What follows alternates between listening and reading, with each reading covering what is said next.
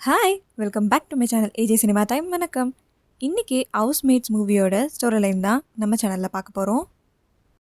இந்த படத்தோட ஸ்டார்டிங்கில் ஹீரோ 10 வருஷத்துக்கு முன்னாடி கட்டின ஒரு ஃப்ளாட்டை விலைக்கு வாங்கி அதை ரெஜிஸ்ட்ரேஷன் பண்ணிகிட்ருக்காரு. அவர் அந்த டாக்குமெண்ட்டில் சைன் பண்ண போகிறப்போ கரண்ட் கட் ஆகுது. அந்த வீட்டு பத்திரத்தை அவர் எழுதி வாங்கிறதுக்குள்ளே நிறைய சிக்கல் வரும். அதெல்லாம் கடந்து அந்த வீட்டை இவர் பேரில் எழுதி வாங்கிடுவார். அவர் இப்படி கஷ்டப்பட்டு அந்த வீடை வாங்கினதுக்கு காரணமே ஹீரோயின் தான். இதுக்கு முன்னாடி பேச்சுலராக அவர் ஒரு வீட்டில் தங்கியிருப்பார். அந்த வீட்டு ஓனர் பொண்ணை ஹீரோ லவ் பண்ணுவார். ஆனால் அந்த பொண்ணை கல்யாணம் பண்ணி ஹீரோவுக்கு கொடுக்கணுன்னா ஹீரோவுக்கு ஒரு சொந்த வீடு இருக்கணும்னு ஹீரோயினோட அப்பா சொல்லியிருப்பார். அதுக்காக தான் கஷ்டப்பட்டு 45 லட்ச ரூபாய்க்கு இந்த வீடை இப்போ ஹீரோ வாங்கியிருப்பார். ஆனால் இந்த வீடை வாங்கிட்டு போய் பொண்ணு கேட்டாலும் அவங்க அப்பா கொடுக்க மாட்டார். ஆனால் ஹீரோயின் வீட்டை விட்டு ஓடி வந்து ஹீரோவும் ஹீரோயினும் ரெஜிஸ்டர் ஆஃபீஸில் கல்யாணம் பண்ணிக்குவாங்க. அதுக்கப்புறம் 2 பேரும் சேர்ந்து இப்போ ஹீரோ வாங்கின அந்த வீட்டுக்கு போய் சந்தோஷமாக வாழ ஆரம்பிக்கிறாங்க. அப்படியே இன்னொரு பக்கம் இன்னொரு ஃபேமிலியை காட்டுறாங்க. அவங்களும் இதே மாதிரி தான் ஊரை விட்டு லவ் மேரேஜ் பண்ணிவிட்டு ஓடி வந்திருப்பாங்க. அவங்களுக்கு இப்போ ஒரு குட்டி பையன் இருப்பான். அவங்க 2 பேரும் வேலைக்கு போய் தான் அந்த வீட்டுக்கு இஎம்ஐ கட்டிகிட்டு இருப்பாங்க. இந்த 2 ஃபேமிலியை சுற்றி தான் இந்த படம் நடக்க போகுது. ஹீரோ வேலைக்கு கிளம்பி போயிட்ட அப்புறம் ஹீரோயின் வீட்டை க்ளீன் பண்ணிகிட்ருக்கப்போ ஒரு கபோர்டுக்கு பின்னாடி ஒரு ட்ராயிங்கை பார்க்குறாங்க. ஆனால் இந்த வீட்டுக்கு அவங்க வரப்போ ஃபுல்லாக பெயிண்ட் பண்ணி தான் வந்திருப்பாங்க. இந்த ட்ராயிங் எப்படி இந்த இடத்துல வந்ததுன்னு தெரியாமல் அவங்க குழம்பி அந்த ஃபோட்டோவை எடுத்து ஹீரோக்கும் அனுப்புகிறாங்க. ஆனால் அவர் அதை பெருசாக எடுத்துக்காமல் பெயிண்ட் பண்ணுறவங்க அந்த இடத்த மிஸ் பண்ணியிருப்பாங்கன்னு சொல்கிறாரு. இதே நேரத்தில் இன்னொரு ஃபேமிலியை காட்டுறாங்க. அந்த ஃபேமிலியில் அம்மா அப்பா 2 பேரும் வேலைக்கு போயிட்டதுனால குழந்தை மட்டும் வீட்டில் தனியாக இருப்பான். அவன் இருக்கிறப்போ வீட்டில் இருக்க பொருள்லாம் தானாகவே அசைய ஆரம்பிக்குது. அதே நேரத்தில் ஹீரோயின் பார்த்த அந்த ட்ராயிங்கும் ஒரு நாளைக்கு அதிகமாயிட்டே போகுது.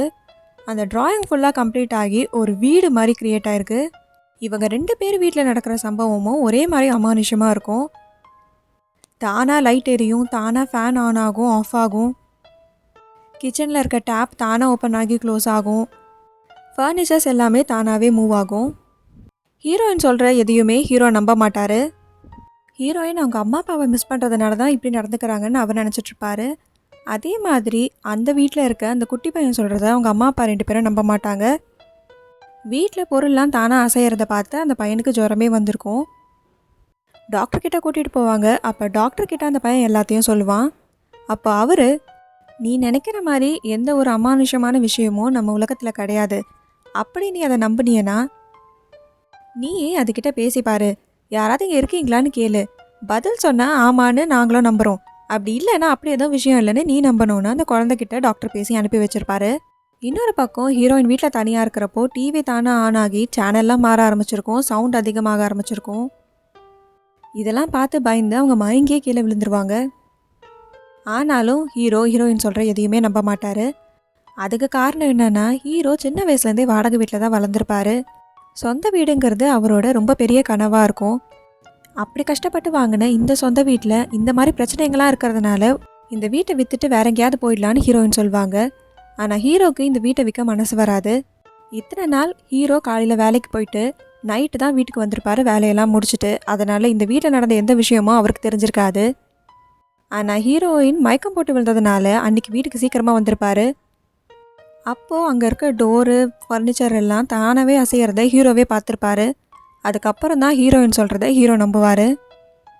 இப்போ ஒரு சாமியாரை கூப்பிட்டு அந்த வீட்டுக்கு பூஜைலாம் பண்ணி பார்ப்பாங்க. அப்போ வந்து அந்த சாமியார், இந்த வீட்டில் நீங்கள் நினைக்கிற மாதிரி அமானுஷமான விஷயம் எதுவுமே இல்லை, இந்த வீட்டில் நிறைய பாசிட்டிவ் வைப்ரேஷன் தான் இருக்குன்னு அவர் சொல்வார். அவர் அப்படி சொல்லிட்டு போனதும் இவங்க கொஞ்சம் நிம்மதியாக இருப்பாங்க. அந்த வீட்டில் இருக்க குட்டி பையன்கிட்ட அந்த டாக்டர் சொன்ன மாதிரியே அவங்க வீட்டு பெட்ரூம் சுவரில் யாராவது இருக்கீங்களான்னு அவன் எழுதுவான். அவன் அப்படி எழுதுனது ஹீரோயின் வீட்டில் இருக்க பெட்ரூம் சுவத்தில் வரும். இப்போ தான் இவங்க 2 பேர் ஃபேமிலியும் கனெக்ட் ஆகுது. இப்போ அந்த குட்டி பையன் கேட்டதுக்கு பதிலை ஹீரோவும் ஹீரோயினும் செவத்தில் எழுதுகிறாங்க. ஹீரோவும் ஹீரோயினும் அந்த ஃபேமிலியை பெயின்னு நினச்சிட்ருப்பாங்க, அந்த ஃபேமிலி ஹீரோயினை பெயின்னு நினச்சிட்ருப்பாங்க. ஆனால் இந்த 2 ஃபேமிலியுமே இப்போ உயிரோடு தான் இருக்காங்க. 2 பேரும் எங்கே இருக்காங்கங்கிறத கேட்குறப்போ 2 பேருமே ஒரே அட்ரஸ் தான் சொல்கிறாங்க. வேளச்சேரியில் இருக்க ஒரே ஃப்ளாட்டில் ஒரே வீட்டில் தான் 2 பேருமே இருக்காங்க. ஆனால் 2 பேரும் வேறு காலகட்டத்தில் இருக்காங்க.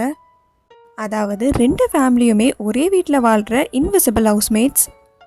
இத்தனை வருஷமாக இந்த வீட்டில் அப்படி எதுவுமே நடந்ததில்லை. இப்போ மட்டும் எப்படி அப்படி ஒரு விஷயம் நடந்துச்சு, இதனால அவங்களுக்கு என்ன கெட்டதெல்லாம் நடக்க போகுது, என்ன நல்லதெல்லாம் நடக்க போகுது அப்படிங்கிறது தான் இந்த படத்தோட கதை. இந்த படத்தில் ஃபேமிலி சென்டிமெண்ட் காமெடின்னு எல்லாமே சூப்பராக இருந்துச்சு.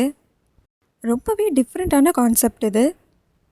இந்த மாதிரி மூவிஸோட ஸ்டோரிலைன் தெரிஞ்சுக்க நம்ம சேனலை சப்ஸ்கிரைப் பண்ணிவிடுங்க, பக்கத்தில் இருக்க பெல் ஐக்கானை கிளிக் பண்ணிவிடுங்க.